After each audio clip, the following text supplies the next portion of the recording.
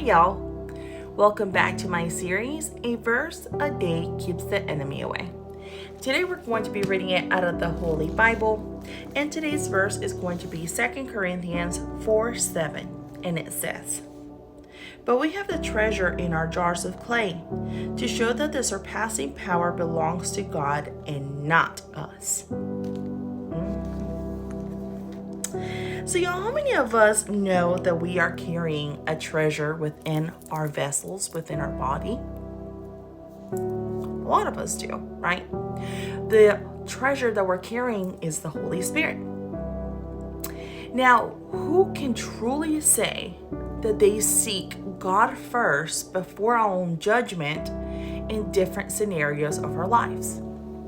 Do you, before you make a decision, whether it's big or small, do you just make a decision without thinking about it?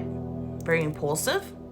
Or do you sit back and talk through it with God? Talk through it with Jesus. Talk through it within your Holy Spirit. This verse is saying we have the Holy Spirit within us. All we got to do is ask. But 95% of the time, if we're truly being honest with ourselves, we're going to go based off of our own judgment. We're going to go based off of our own impulsion. We're going to go based off of the enemy.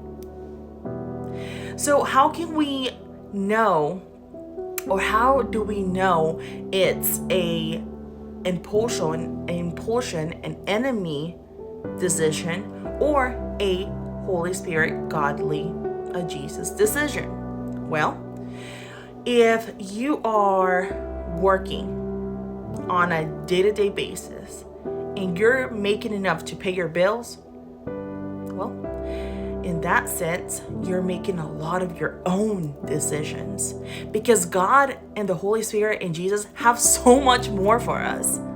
They have enough for spending, for bills, and for saving. But because we're making our own decisions, we're not allowing God and Jesus and the Holy Spirit to flourish within us to make that happen, because we're so stuck in our own ways.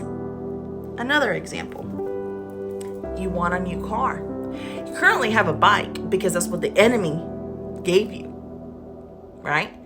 But you want a car so bad, but because we're so blinded by the enemy, we're going to continue to ride that bike. But God has that car for us. All we got to do is seek Him. Or finally, the enemy can furnish an apartment. Absolutely.